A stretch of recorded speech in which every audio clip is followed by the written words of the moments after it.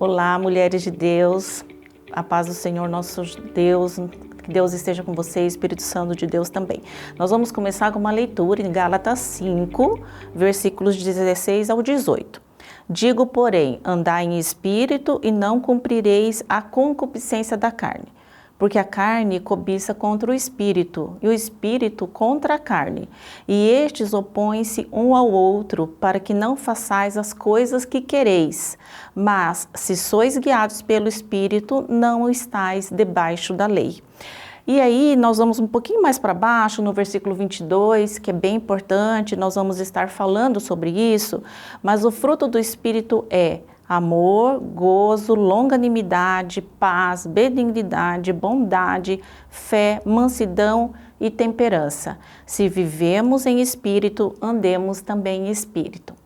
Amadas, essa palavra é para que nós possamos trabalhar sobre a temperança, sobre aquilo que Deus nos dá como oportunidade de nós sermos e vivermos pelo Espírito de Deus. Nessa fase da pandemia, nós temos encontrado muitas dificuldades em lidar com tudo isso. São vários sentimentos que vão e voltam. Às vezes, de um sentimento pequeno, ele cresce de repente, se torna grande, e é disso que nós estaremos falando, dos sintomas desse coronavírus, da pandemia, do isolamento, nas questões emocionais. Pensei, quando a Marinês fez o convite, da gente estar conversando especificamente sobre o papel que a mulher vem enfrentando na sociedade com relação às emoções. Veja bem, em vários cursos de neuropsicologia, de psicologia e de neurociências, tudo tem se voltado hoje para as emoções, seja na escola, com criança, com idosos e com os adultos.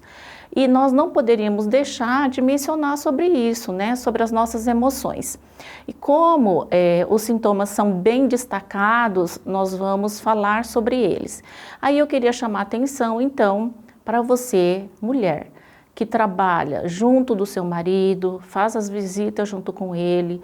Às vezes você não sabe todas as coisas que ele desenvolve, todas as atividades, porque é questão ética, mas você estando ao lado dele, conhece e sabe das dificuldades que ele passa, do estresse que às vezes ele tem sentido e não consegue expressar.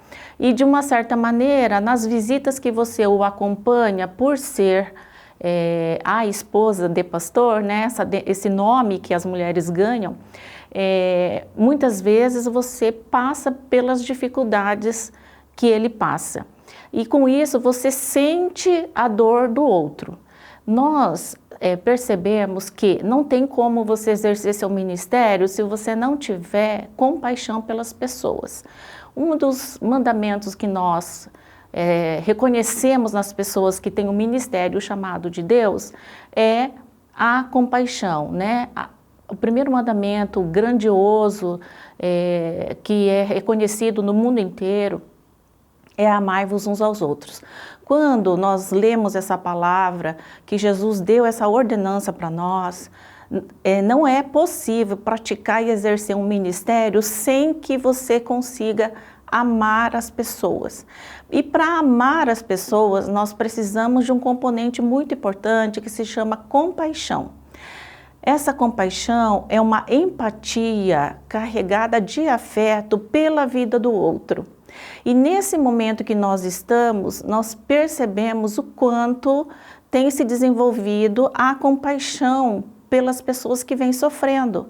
Então nós escutamos, né, alguns familiares, pessoas que têm perdido a família inteira, né, sendo dizimadas, às vezes morre um, depois o outro contaminado pelo coronavírus, depois o outro, 5 pessoas da mesma família, 3 pessoas da mesma família, pastores o Senhor tem recolhido, né, então assim, nossa, porque é pastor, eu achei que ele fosse ser curado, como nós oramos tanto e Deus não respondeu, nossa, agora quantos filhos órfãos, existe uma pesquisa saindo, daqui uns tempos, irá sair por algumas faculdades, constatando o índice de pessoas órfãs órfãos, tanto crianças como adolescentes como adultos, mas enfocando nas crianças, né, que estão sendo cuidadas e ficando com guarda com seus tios, com seus avós, porque os pais jovens estão falecendo pelo coronavírus. Claro, nós temos também outras doenças que têm feito, têm dizimado as pessoas, né, têm dado falência para as pessoas, como o infarto, problemas pulmonares e de outras comorbidades.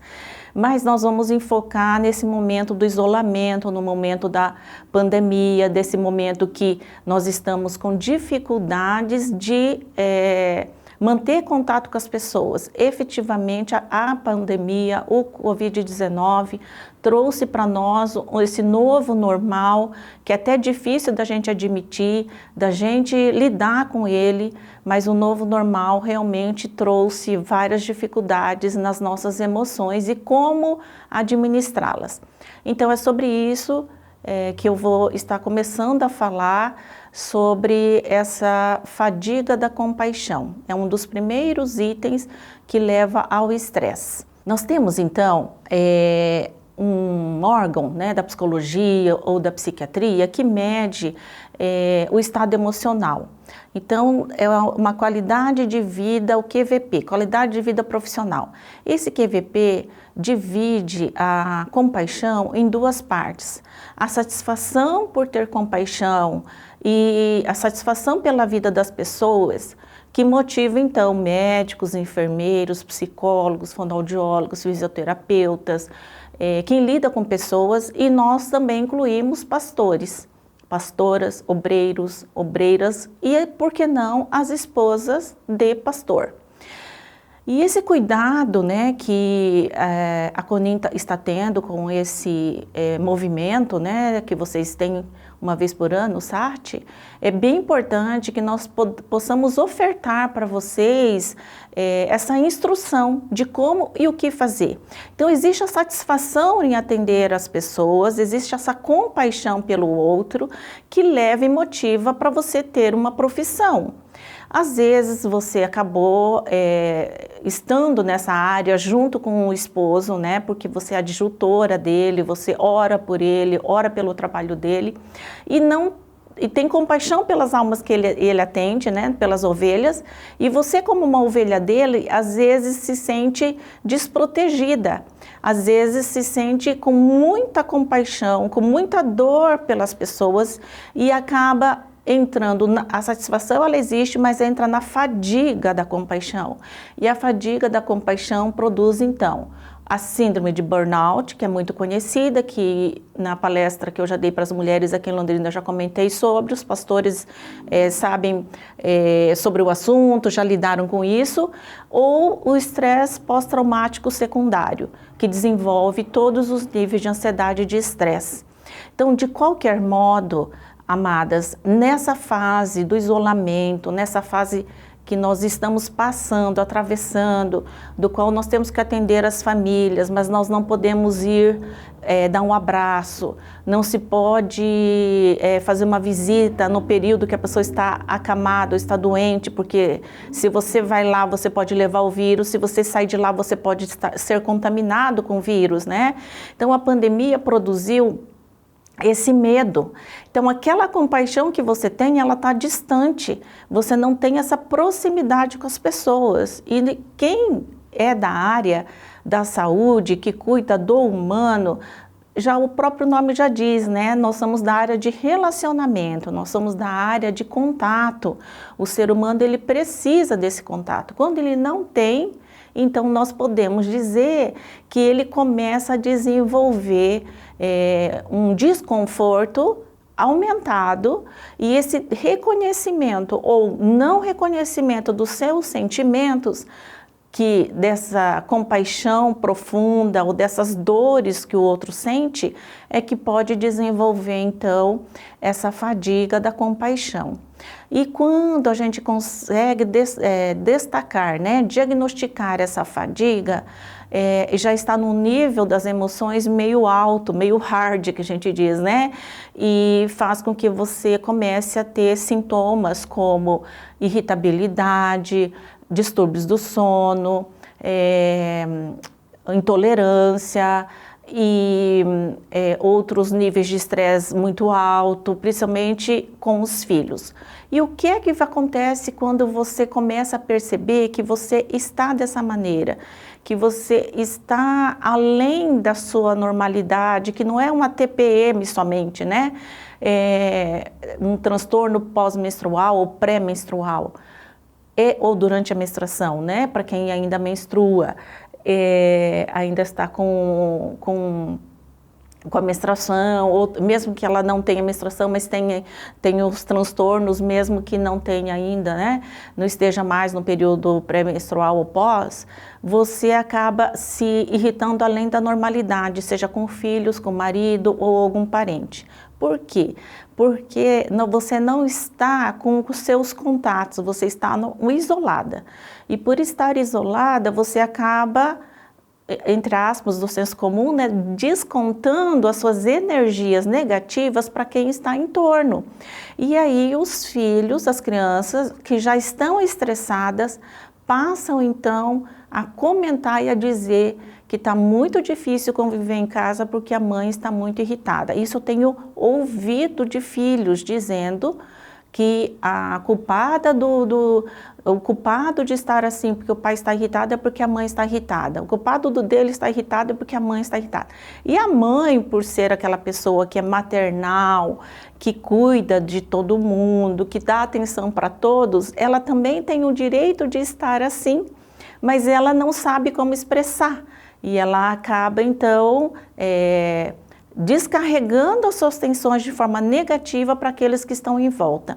Então, assim, prestar atenção, se isso vem acontecendo com você, se as notícias muito ruins que passam ao teu redor estão fazendo com que você absorva muito, então você começa a desenvolver a síndrome, né, da fadiga da compaixão. Ela é uma síndrome de exaustão biológica. Tá? Então, ela é constatada, ela é científica, ela é biológica, há alterações no seu organismo. Então, o que é que nós temos visto? O relato das mulheres: queda de cabelo, pele ruim, pele ressecada, as unhas estão feias. Além, né, todo o trabalho doméstico, tem a manipulação muita, né, com álcool gel, álcool líquido, spray o tempo todo para higienização, e então tem ressecado mais, né, ressecamento da pele, ressecamento do calcanhar e ressecamento da vagina, inclusive, para dificuldade das relações sexuais, falta de libido. Então, há um movimento no nível de organismo, ele é físico, né?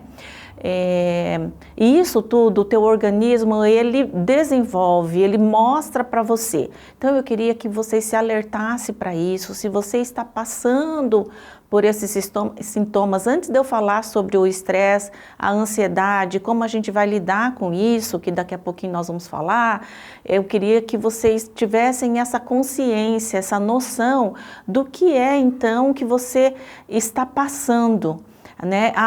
A compaixão pela vida das pessoas faz com que você tenha esses sintomas físicos de uma fadiga.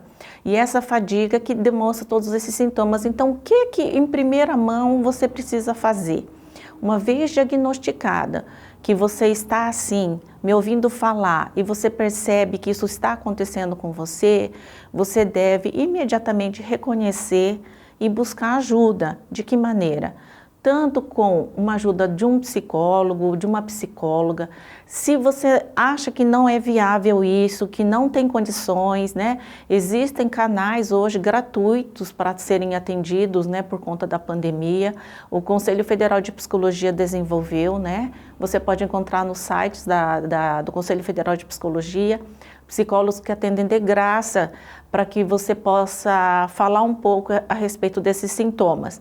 Você pode procurar também, como é falta de ética, você procurar pessoas conhecidas para te ajudar, você busca então ajuda de um conselheiro, de um pastor que não seja próximo à família, nem próximo ao trabalho do seu esposo, ou uma pastora que seja próxima a você, para que te ouça, faça uma escuta, né, bem atenta a respeito do que você está sentindo, e você então vai identificar se você está passando por isso, tá bom? Se você consegue identificar isso, amada, você vai conseguir ajudar melhor as pessoas através do reconhecimento daquilo que você está passando. Um dos sintomas bem específicos de quando nós estamos fadigadas pela dor do outro é quando eu começo a me sentir impotente. Então, o que eu posso oferecer? O que o meu marido, como pastor, vai oferecer? O que eu, como pastora ou como obreira, vou oferecer para essa pessoa que está chorando muito, que liga e fala que está com uma tristeza enorme, que ela não consegue se levantar da cama pela dor, pelo sofrimento? Você faz uma leitura, faz uma oração, mas aquilo você vê que não está mais te satisfazendo, né? Porque a compaixão pelo outro, existe uma satisfação, lembra que eu comentei? Por ajudar a vida do outro, existe uma empatia pela dor do outro. Mas quando eu começo a perceber que aquilo que eu estou oferecendo para o outro não está sendo suficiente, ou que eu tenho essa sensação de que esses paliativos que eu estou oferecendo não estão adiantando, começa a desenvolver uma frustração, e essa frustração pode desenvolver essa fadiga, esse cansaço.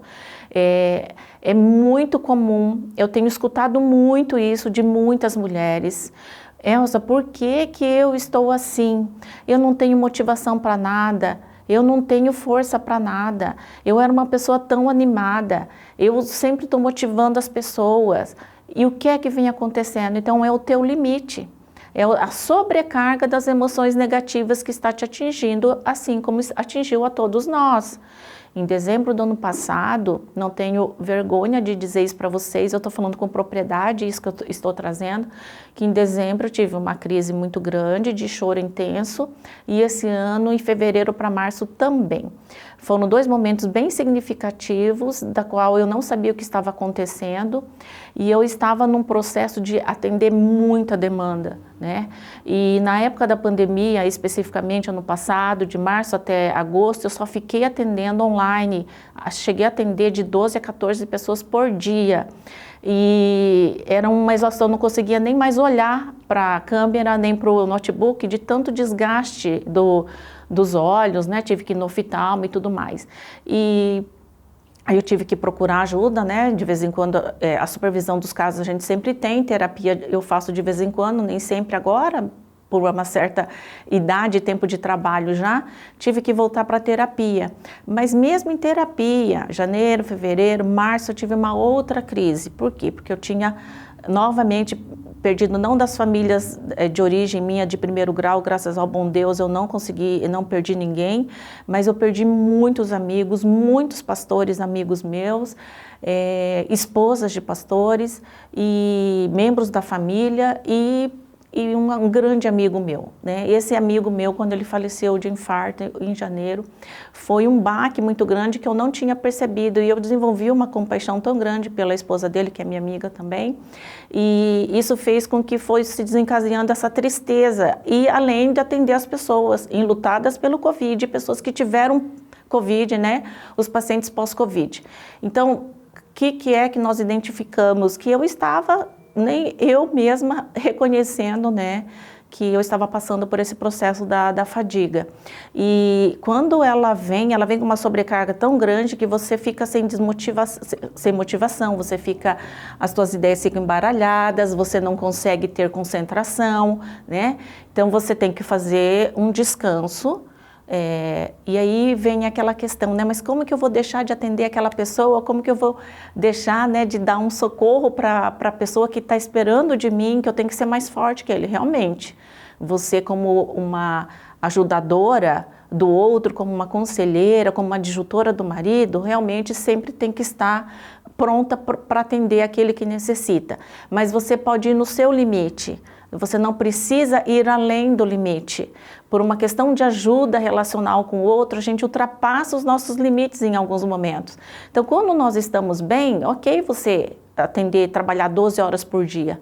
Mas quando você não está bem, nós temos que reconhecer e recuar. E esse recuar faz parte do teu tratamento para não estragar os seus órgãos físicos, porque se você não morre de Covid, você morre por outras coisas, né? Então, o coronavírus, esse isolamento fez com que nós pudéssemos estar atentas ao quanto que nós estamos prejudicando o nosso próprio corpo, porque ele ataca os órgãos biológicos, é uma fadiga que ataca o nosso biológico, e é por isso que nós temos que estar atentos. E uma das maneiras com que ataca o nosso biológico é quando nós não temos sono, ou temos perturbação do sono, ou queremos dormir demais, e o nosso corpo daí não funciona, o intestino não funciona, a cabeça não funciona, e se nós não temos um bom funcionamento da mente, o nosso corpo também não funciona. Então, a nossa alma adoece, o espírito que nós temos do Senhor nosso Deus, ele não habita na gente, né? A gente acha que ele não habita, ele está sempre conosco, mas a gente acha que ele se afastou de nós e ele está sempre presente porque a gente não tem forças para orar, nós não temos força para buscar, nós não temos força para ler a palavra de Deus. E aí, às vezes, algumas mulheres me falam assim, mas Elza, eu nunca li tanto a Bíblia como antes, como hoje. Porém, lê, mas aquilo não entra, porque uma coisa é você ler de uma forma passageira. Você só está lendo, é assim como uma televisão que fica ligada, você só fica vendo as imagens, mas você não está nem prestando atenção na televisão. Ler a palavra de Deus é quando eu leio aquelas palavras, eu leio todas as linhas e aquilo entra na minha mente, aquilo toma conta do meu corpo e aquilo faz diferença na minha vida, né? Então é isso que nesse momento eu estou desejosa de que você faça essa avaliação se isso está acontecendo contigo, para que você possa então dar uma parada e nessa parada a fazer essa avaliação e contextualizar uma nova forma de você passar a trabalhar junto do seu esposo, ou para você mesma, ou para as pessoas da sua família, ou para as pessoas que estão esperando que você os atenda. É importante, não precisa parar de trabalhar, mas você precisa diminuir o ritmo, né? Então a pandemia, ela fez isso conosco, ela trouxe duas questões bem importantes. O primeiro que é o medo, né? Então, a gente chama de corona-medo. Existe uma fala de vários autores da psicologia que trouxeram essa nova nomenclatura, né, a partir do ano passado, de que o coronavírus passou a ser o corona-medo. Todos nós temos medo. Por mais que a pessoa fale assim, eu não tenho medo de pegar corona e ela vai para cá ou para lá, ela vai, de qualquer modo, ela está negando para si mesma algo que está no mundo inteiro, né? A gente não sabe a hora que vai ser contaminado. Então, para quem já teve o corona ou para quem está doente com o Covid, ele desenvolve o medo de não ficar bom, o medo de não sarar, principalmente para quem teve o pulmão comprometido. E para quem não teve, tem o medo de contrair o vírus ou o medo de passar o vírus. Então, o isolamento cada vez faz com que nós ficamos mais isolados ainda. Para mim, foi só para comprovar que eu nunca fui a favor de home office, agora menos ainda, né? A gente não vê a hora de voltar a trabalhar, de ver pessoas e tudo mais. Então, nós temos que tomar cuidado desse momento, tá bom, amadas? De que o medo não tome conta da sua vida. E esse medo é que nós vamos falar no próximo bloco a respeito desse sentimento, dessa emoção, o que é que ela causa e como é que nós podemos trabalhar com ela, tá bom?